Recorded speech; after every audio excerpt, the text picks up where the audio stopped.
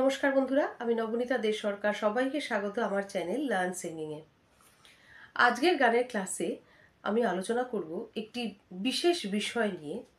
সেটি হচ্ছে এই যে বিভিন্ন রকম গান আমরা গাই, তো এই বিভিন্ন রকম গীতের প্রকারভেদ নিয়ে কি কি বিভিন্ন রকমের গীত আমরা গাই সেটি সম্বন্ধে একটুখানি আমি আলোচনা করব।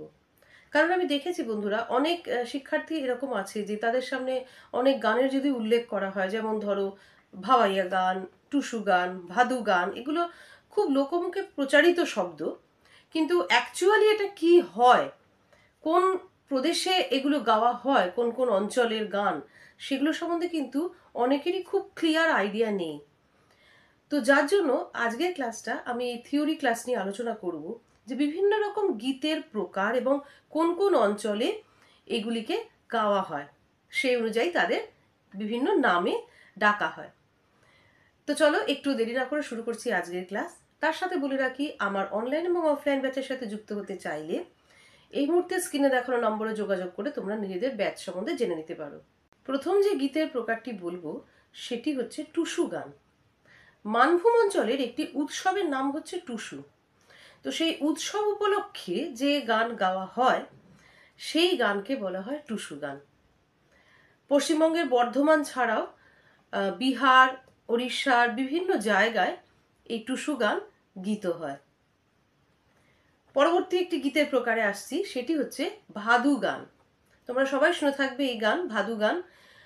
সাধারণত ভাদ্র মাসের কোন উৎসবে, ভাদ্র থেকে ভাদু কথাটি এসছে, তো ভাদ্র মাসের উৎসবে এই গান সাধারণত কুমারী মেয়েদের দ্বারা এই গানগুলি গীত হয়ে থাকে। তো পশ্চিমবঙ্গের বীরভূম, বর্ধমান, বিভিন্ন প্রদেশে, বিভিন্ন আর কি জায়গায় এই ভাদু গান গীত হয়। পরবর্তী গীতের প্রকারে আসছি, এটিকে বলা হয় গাজন। তো খুবই প্রচলিত নাম। সাধারণত মানে পশ্চিমবাংলায় শিব সম্বন্ধীয় যে গানগুলি রচনা করে করে গাওয়া হয় সেই গানগুলিকে বলা হয় গাজনের গান। এরপরে চলে আসছি গম্ভীরা।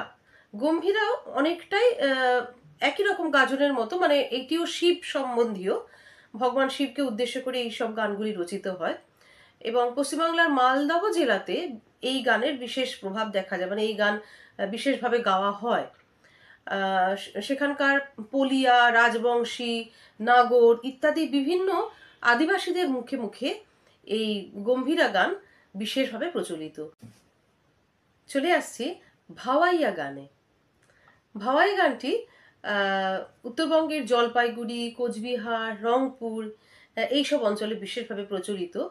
এটির প্রধান বিষয় হচ্ছে প্রেম এবং বিরহ, মিলন, এই মানে ঘটনাগুলি নিয়ে এই গান রচিত হয়, সাধারণত এই গানের কথাগুলি। এবং এটিকে মনে করা হয় যে ভাউলে বলে ভাউলে নামক একটি নৌকা বলা হয়, সেই নৌকায় প্রেমিক প্রেমিকার যে বিরহ অভিসার, সেই যে যাত্রা, সেই যাত্রা করা হতো, এবং সেই ভাউলে নৌকা থেকে নাম এসছে ভাওয়াইয়া গান। চলে আসছে আরেকটি গীতের প্রকার যাকে বলা হয় চটকা। তো এটির অনেকাংশেই এটি সমতুল্য ভাওয়াইয়া গানের সাথে, কিন্তু ভাওয়াইয়া গানে যেরকম প্রেম, মিলন, বিরহ, সেই অভিসার, এই ঘটনা সম্বন্ধে বেশি বলা হয় এবং তার মধ্যে যে একটি বেদনার সুর রয়েছে সেটিকে প্রকাশ করা হয়। চটকা গানের কথাটা কিন্তু অনেকাংশেই চটুল কথা, তো যার জন্য গানের নাম হচ্ছে চটকা। এরপরে একটি গীতের প্রকার বলছি যাকে বলা হয় সারি গান। প্রধানত ঢাকা, ময়মনসিংহ এই অঞ্চলে এই গানগুলি গাওয়া হয় সারি গান। তো সারি সারি নৌকা বেঁধে মাঝিরা সেইখানে বসে যে গানগুলি করেন, নৌকার সারি বাঁধা ঘাটে বা নদীতে, সেই কনসেপ্ট থেকে কিন্তু এসছে সারি গানের বিষয়টি। এরপরে চলে আসছি আরেকটি গীতের প্রকার যাকে বলা হয় জারি গান। সারি আর জারি দুটো নামটা অনেকাংশে শুনতে একরকম হলেও কনসেপ্টটা কিন্তু একদম আলাদা। জারি গান হচ্ছে প্রধানত একটি খুবই বেদনাদায়ক গান। এটিকে বলা হয় হযরত হুসেন আর হাসান, এদেরকে উপলক্ষ করে অত্যন্ত করুণ রসাত্মক, অত্যন্ত বেদনাদায়ক এই গানের কথাগুলি, জারি গান, এই গানগুলিকে। পরবর্তী একটি ভীষণ জনপ্রিয় আমাদের গীতের প্রকার, সেটি হচ্ছে ঝুমুর গান। ঝুমুর গান সাধারণত বিহারের ছোটনাগপুর এবং পশ্চিমবাংলার বিভিন্ন সাঁওতাল প্রদেশের বিভিন্ন জায়গায় যেমন এগুলিকে গাওয়া হয়। তো এটি ভীষণ একটি রিদমিক গীত, ভীষণ সুন্দর ঝুমুর গানের রিদম হয়। তো এটি অনেক রকম প্রকারেরও হয়, যেমন ধরো বলা হয় পাতা নাচের ঝুমুর, যেমন বলা হয় যে ছৌ নাচের ঝুমুর, যেমন দাঁড়শালিয়া ঝুমুর, অনেক রকম ঝুমুর গানের প্রকার হয় এবং এই গান খুবই সুন্দরভাবে ভীষণ সুন্দর ছন্দের দ্বারা গীত হয়। চৈতি বিহারের অন্যতম লোকসঙ্গীতের নাম হচ্ছে চৈতি। সাধারণত রামলীলার কথা নিয়ে চৈতি গান রচিত হয় এবং চৈত্র মাসে এটি গাওয়া হয় বলে সেইখান থেকে নাম এসছে চৈতি। এরপরে চলে আসছি রামপ্রসাদী। খুবই সহজ বিষয়। স্বয়ং রামপ্রসাদ যে কণ্ঠে মা কালীর আরাধনা করে যে গানগুলি গেয়েছেন সেগুলি রামপ্রসাদী গান। এবং আরেকটি গান না বললেই নয়, শ্যামা সঙ্গীত।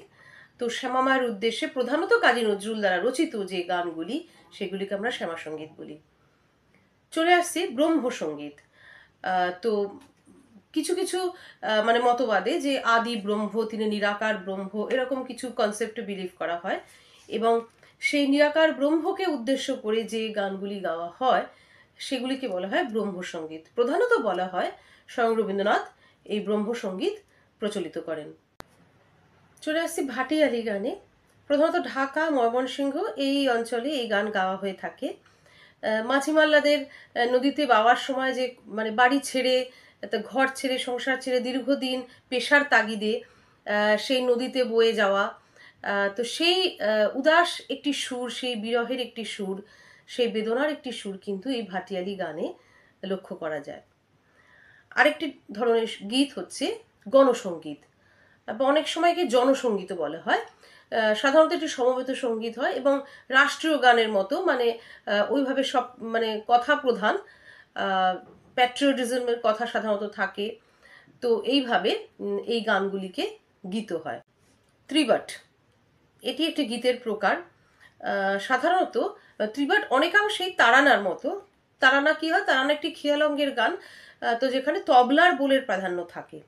কিন্তু ত্রিবাট বা অনেকে তিরাবাট বলে, তো সেখানে কিন্তু পাখোয়াজের বোলের প্রাধান্য থাকে বেশি। আর এরপরে যে গীতের প্রকারটি বলবো সেটিকে বলা হয় চতুরঙ্গ। চতুরঙ্গ মিন্স খেয়াল, তারানা, সরগম এবং ত্রিবাট, এই চারটে অঙ্গ নিয়ে যে গান রচিত হয় তাকে বলা হয় চতুরঙ্গ। তো চতুরঙ্গের মধ্যে একাধারে খেয়াল অঙ্গ, একাধারে তারানার বোল, মানে তার মানে তবলার বোল, একাধারে সরগম এবং একাধারে ত্রিবাটের অংশে পাখোয়াজের বোলের প্রাধান্য লক্ষ্য করা যায়। তাহলে আজকের ভিডিও কেমন লাগলো আমাকে কমেন্টে অবশ্যই জানিও। ইনফরমেশান তোমাদের অনেকগুলি দেওয়ার চেষ্টা করলাম বিভিন্ন রকম গীতের প্রকারে, যাদের অনেকাংশেই ক্লিয়ার কাট আইডিয়া নেই, শুধু আমরা লোকমুখে শুনি। তো এটা একদম পুরো থিওরিটিক্যাল একটা নলেজ আমি তোমাদের সাথে শেয়ার করলাম। আশা করি তোমরা উপকৃত হবে, বিশেষত যারা সঙ্গীত নিয়ে পড়াশোনা করছো। তো ভিডিওটা ভালো লাগলে করে দিও লাইক, আর বন্ধুদের মধ্যেও করে দিও অনেক শেয়ার, যাতে সবাই এইগুলিকে শিখে নিতে পারে, জেনে নিতে পারে এগুলি সম্বন্ধে। আর চ্যানেলে যারা নতুন বন্ধুরা তারা চ্যানেলটিকে সাবস্ক্রাইব করে পাশের বেল আইকনটা প্রেস করে দিও, তাহলে আবার ভিডিও আপলোড হলে তোমাদের কাছে নোটিফিকেশন পৌঁছে যাবে। ক্লাস এখানেই শেষ করলাম। সবাই খুব ভালো থেকো, খুব ভালো করে রেওয়াজ করো আর খুব সুন্দর সুন্দর গান করো।